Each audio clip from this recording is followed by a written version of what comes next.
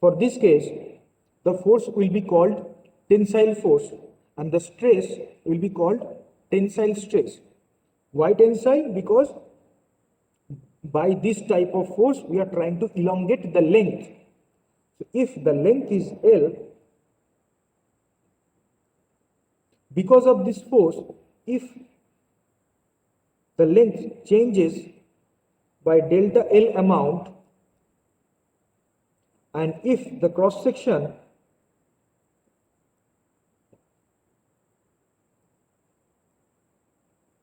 is capital A, okay, is the scenario clear? There is a cylindrical object which is having, or any areas, there is cross section A, there is two forces, there is a tensile force which is working in the both sides.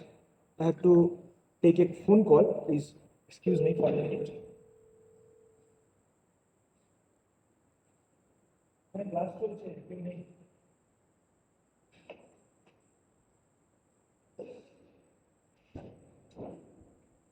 Okay, so there is an object which having cross section A and tensile force acting P, trying to elongate it.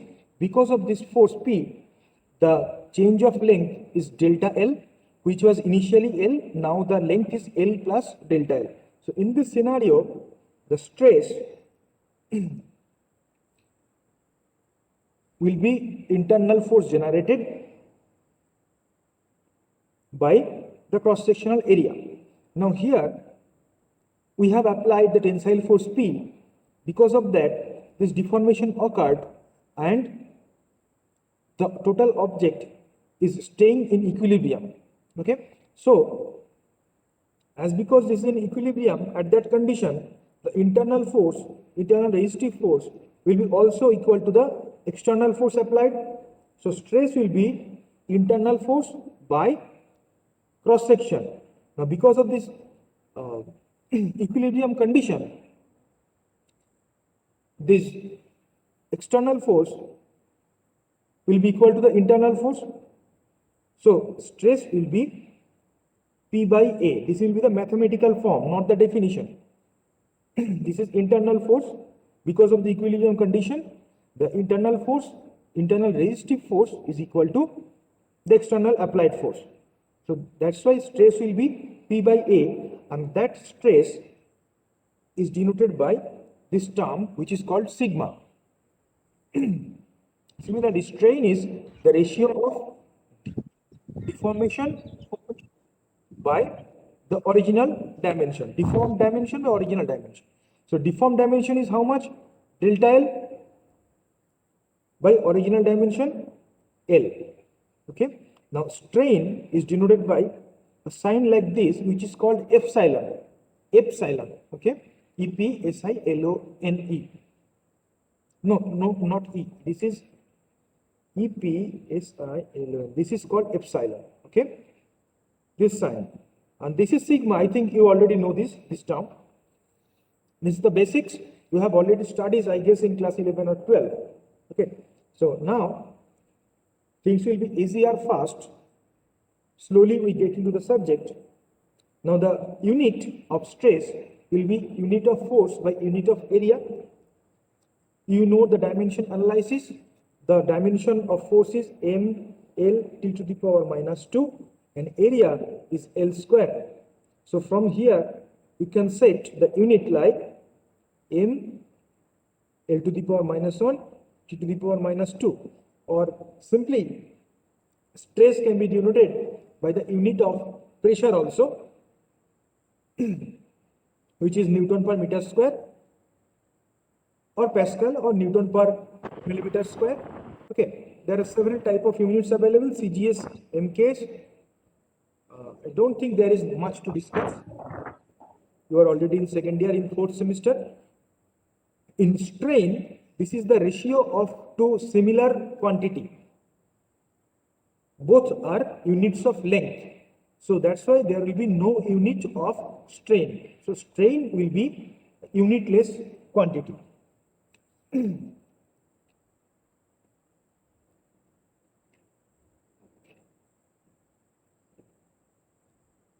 So when the loading is tensile, this is loading condition.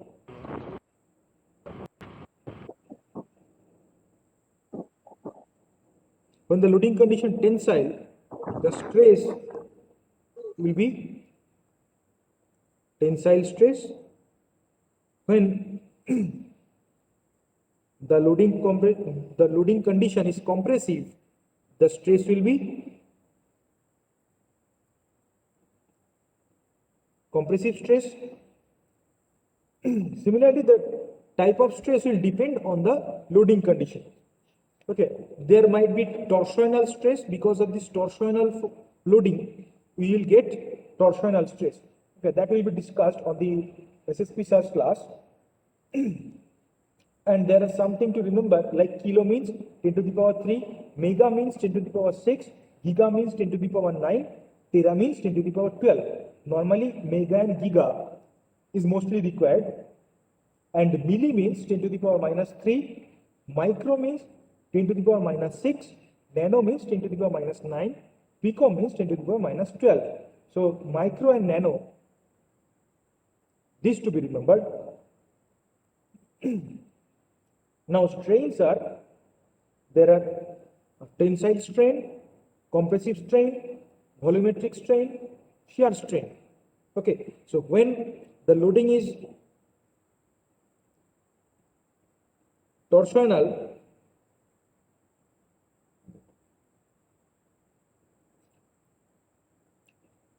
then the stress will be torsional stress. When the loading is shear type, then it will be shear stress, and similarly strains will be tensile strain,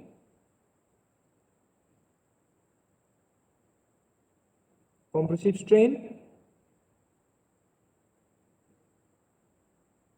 torsional strain, shear strain. Okay, so these terms are caused because of the loading condition.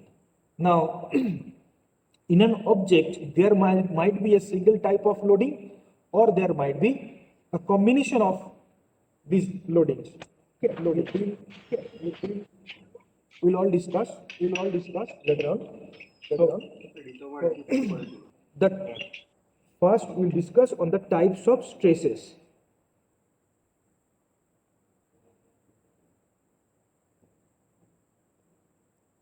Types of stresses. So what are these cases? Stresses are basically two types. Normal or shear. Now, normal means loading is perpendicular to the cross section. Okay? Normal stress is the stress which acts in a direction perpendicular to the area or cross section, and it is So not visible, sir. not visible. Okay. Okay.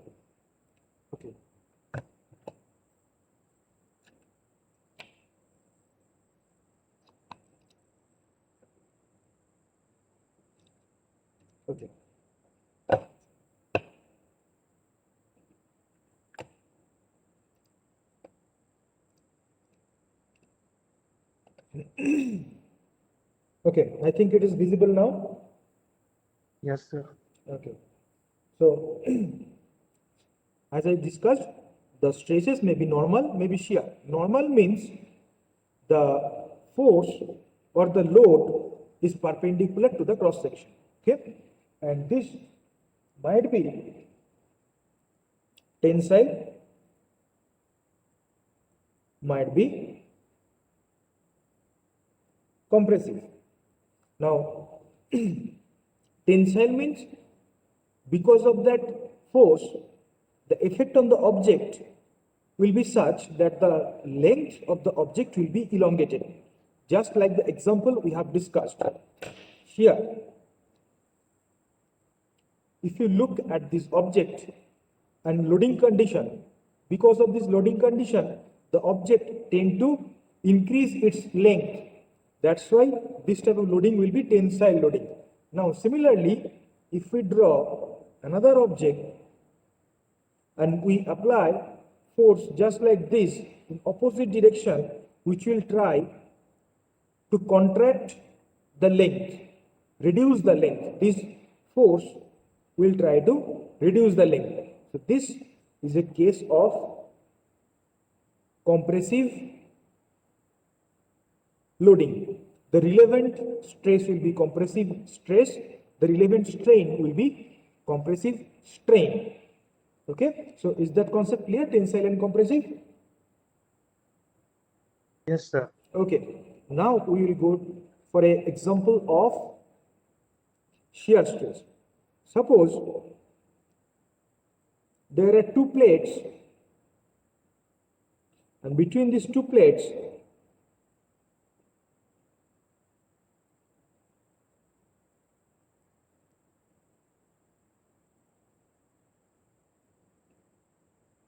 here, this is a bolt, this is a nut. Okay, nut and bolt is placed through it between two pieces of sheet. These are sheet or plate. The effect will be same.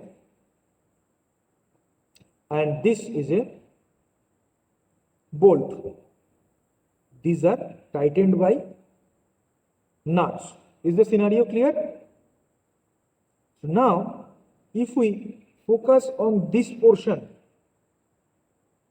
okay, we are elongating it, we are drawing out the bolt. Only this portion we are elongating, okay?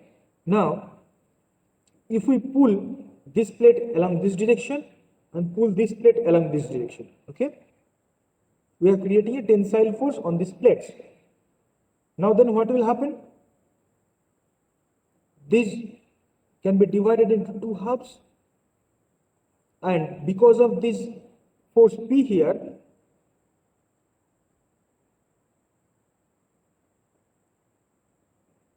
the effect will be created like this, and because of this force in this region, this will be created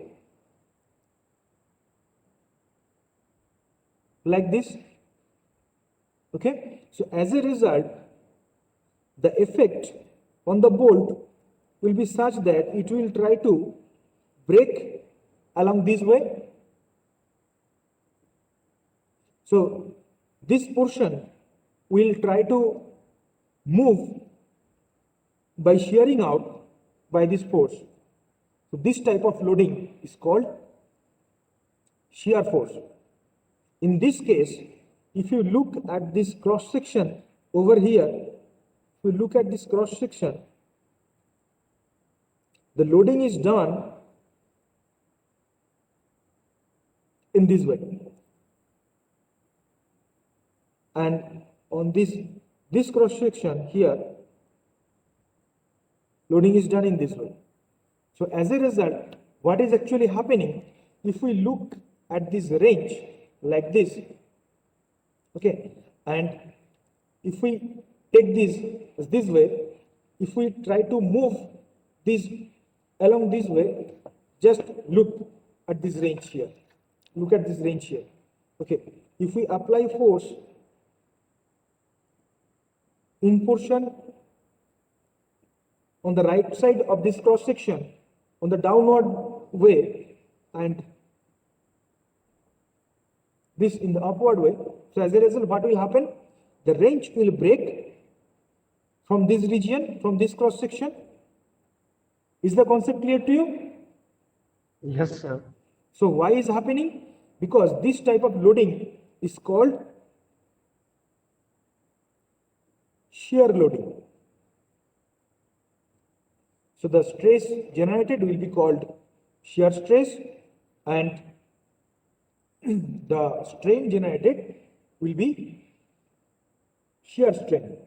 Okay. Now, what happens in tensile and compressive force or normal force? we have already found out that along this way, this is a tensile force, the stress will be P by A and the strain will be delta L by L. Similarly, in case of compressive loading, same thing will happen, the stress will be P by A and this strain will be, if the contraction of the length by this force P is delta L, then the strain will be delta L by L.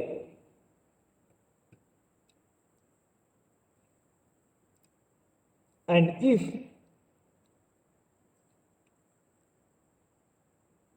a shear stress to find out, suppose there is an object, cubical object, okay, is fixed, which is having cross section A. So object is almost like this, okay. So the bottom section is fixed.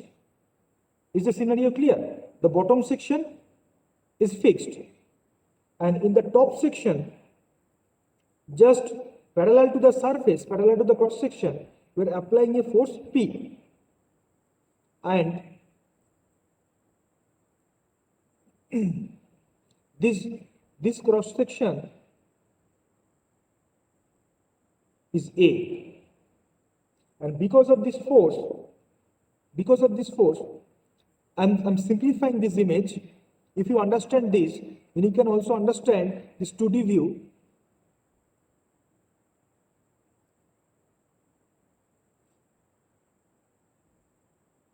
Bottom portion is fixed. Because of this force P, this object will deform like this.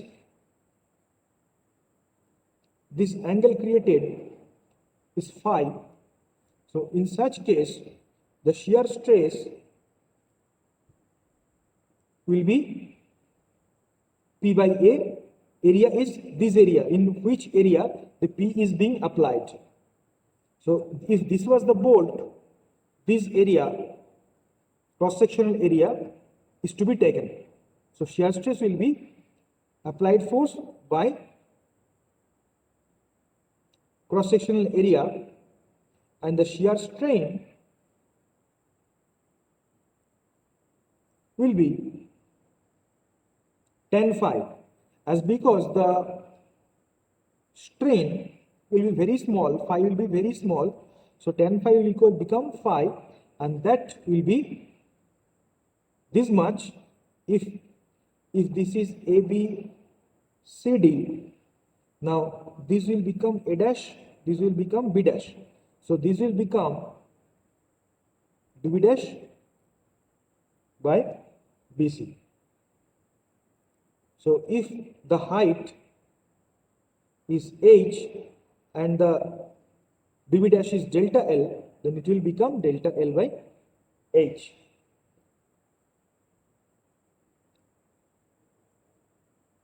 Or because BB dash will be AA dash, so you can also write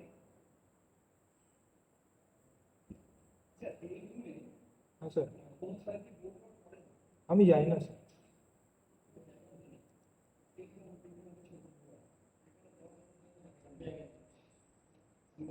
Okay, so is shear strain clear? Now we will stop here today and we will continue on the next class on this topic. So do you have anything to ask? If the connection cuts off automatically, I will restart. Okay, rejoin, please rejoin. Do you have any questions?